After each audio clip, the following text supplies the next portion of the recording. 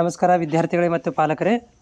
ಮೊರಾರ್ಜಿ ದೇಸಾಯಿ ಮತ್ತು ವಿವಿಧ ಶಾಲೆಗಳ ಒಂದು ಕೌನ್ಸಿಲಿಂಗ್ ಪ್ರಕ್ರಿಯೆಯು ಈಗಾಗಲೇ 3ನೇ ಸುತ್ತಿನ ಕೌನ್ಸಿಲಿಂಗ್ ಪ್ರಕ್ರಿಯೆ ಮತ್ತು 4ನೇ ಸುತ್ತಿನ ಕೌನ್ಸಿಲಿಂಗ್ ಪ್ರಕ್ರಿಯೆ ಅಂತೇಳಿ ಎಲ್ಲ ಒಂದು ಪ್ರಕ್ರಿಯೆಗಳನ್ನು ಈ ಒಂದು ಕೆ ಮೂಲಕನೇ ಮಾಡ್ತಾಯಿದ್ರು. ಪ್ರತಿ ವರ್ಷ ಕೂಡ ಈ ವರ್ಷ ಕೂಡ ಮಾಡಿದ್ದಾರೆ.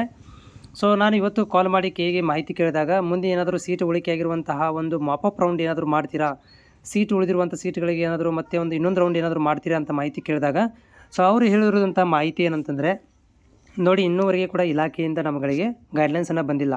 ಆಮೇಲೆ ಸೀಟ್ ಮ್ಯಾಟ್ರಿಕ್ಸ್ ಬಂದಿಲ್ಲ, ಅಂದರೆ ಉಳಿದಿರುವಂಥ ಸೀಟ್ಗಳ ಲಿಸ್ಟ್ ಬಂದಿಲ್ಲ, ಆಮೇಲೆ ಗೈಡ್ಲೈನ್ಸ್ ಬಂದಿಲ್ಲ. ಸೊ ಹೀಗಾಗಿ ಅದರ ಬಗ್ಗೆ ಯಾವುದೇ ಥರಂತ ನಮ್ಮಲ್ಲಿ ಮಾಹಿತಿ ಇಲ್ಲ ಅಂಥೇಳಿ ಕೆದವರು ಇವತ್ತು ಕಾಲ್ ಮಾಡಿದಾಗ ಹೇಳಿರುವಂಥದ್ದು. ಸೊ ಇದು ಏನು ಒಂಥರ ಏನಂತಂದರೆ, ನಿಮಗೆ ಆಗಲೇ ನಾನು ಹಿಂದಿನ ಒಂದು ವಿಡಿಯೋದಲ್ಲಿ ಕೂಡ ಮಾಹಿತಿ ಕೊಟ್ಟಿದ್ದೆ. ನಿಮ್ಮ ಸಮೀಪದಲ್ಲಿರುವಂಥ ಮೊರಾರ್ಜಿ ದೇಸಾಯಿ ಮತ್ತು ವಿವಿಧ ವಸತಿ ಶಾಲೆಗಳಿಗೆ ವಿಸಿಟ್ ಮಾಡಿರಿ. ಅಲ್ಲೇನಾದರೂ ಡೈರೆಕ್ಟಾಗಿ ಆಫ್ಲೈನ್ ಮುಖಾಂತರ ಭರ್ತಿ ಮಾಡ್ಕೊತಿರ್ತಾರೆ. ಯಾಕಂದರೆ ಸೀಟುಗಳು ತುಂಬ ಕಡಿಮೆ ಉಳಿದಿರೋದರಿಂದ ಅಲ್ಲಿ 1-2 ಸೀಟುಗಳನ್ನು ಅಲ್ಲೇ ಸ್ಕೂಲ್ ಲೆವೆಲಿಗೆ ಭರ್ತಿ ಮಾಡ್ಕೊಳ್ಳುವಂಥ ಪ್ರಕ್ರಿಯೆಯನ್ನು ಮಾಡ್ತಿರ್ತಾರೆ. ಸೊ ಅದನ್ನು ನೀವು ನೋಡ್ಕೊರಿ ಅಂತ ಕೂಡ ನಾನು ಹೇಳಿದ್ದೆ.